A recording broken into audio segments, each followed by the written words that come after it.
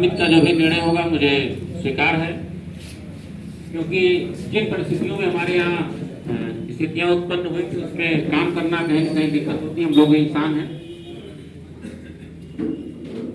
मुझे एक दो बातें कहनी है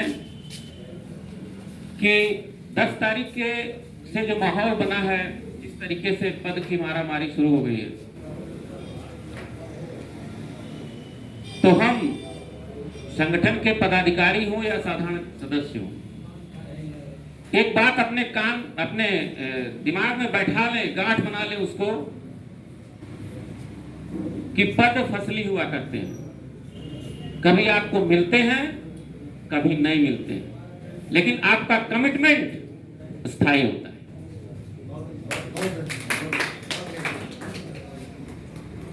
मैं बताऊं, 8-9 महीने की बात है, भाई अनीश जी हैं, उस समय मेरे ख्याल से हमारे ब्लॉक में ही थे,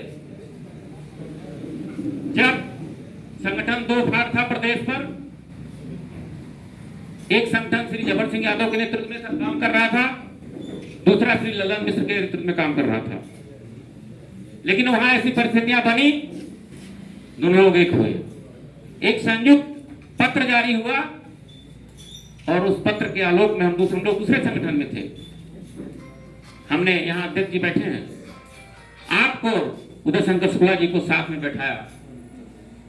5.5 घंटे हम लोगों ने ट्राई किया।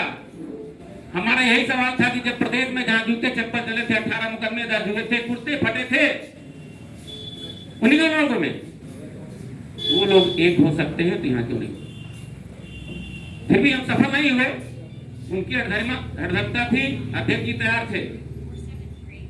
हमने संगठन की लाइन को चुना, और उस समय हमारे यहाँ नीरज सिंह अध्यक्ष हुआ करते थे। 22 की कार्यकारिणी भी शायद मुश्किल से बनी थी उस समय। हमने मूल संगठन को पकड़ा और करीब 1 वर्षों तक नीरज सिंह को अपना अध्यक्ष माना। उसके बाद जब चुनाव हुआ, हम चुन कर आए, तब से आज तक कार्य कर रहे हैं। हम भी बार्गेनिंग कर सकते थे कि तुम्हारे पास तो 22 की कार्यकारिणी नहीं थी, हमारे पास तो पूरा संगठन था, हमको पद चाहिए तब हम आएंगे। हमने कोई बार्गेनिंग नहीं की। 1 साल का 11 महीने लगभग समय था बिना पद के रहे।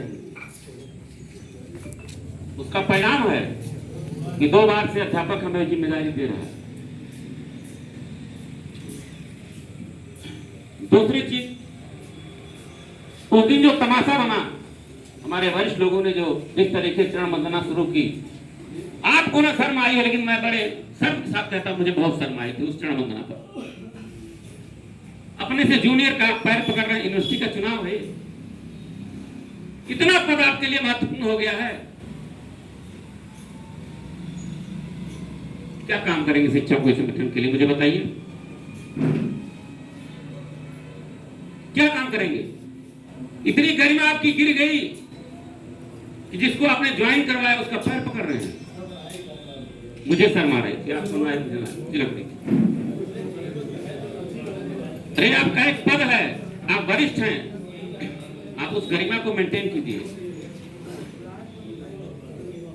तो मैं बता रहा हूं आपको, चुनाव हुआ था, मैं मुश्किल से 30% स्कूल पे गया था, तो परिणाम बताऊं, 300 में 205 वोट मुझे मिला था। यहाँ बैठे देखिए, चुनाव करवाने गए थे मंत्री जी, पूछ लीजिएगा।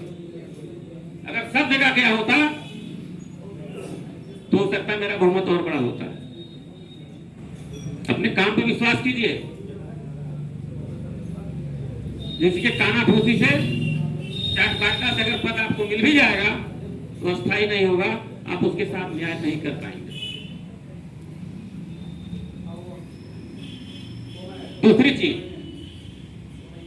संगठन में डेमोक्रेसी बहुत जरूरी है, लोकतंत्र। चीजें नीचे से बंद कराएं, यहां कलेक्ट हो, निर्णय लिया जाए और सब तक सर्व हो जाए। ये तरीका होता है, इसको सांगठनिक जनवाद बोलते हैं, लोकतंत्र बोलते हैं। और कहीं ना कहीं मैं इस लोकतंत्र से प्रभावित होकर के संगठन को ज्वाइन किया था कि यहां मुझे भी चुनाव लड़ने का मौका मिलेगा।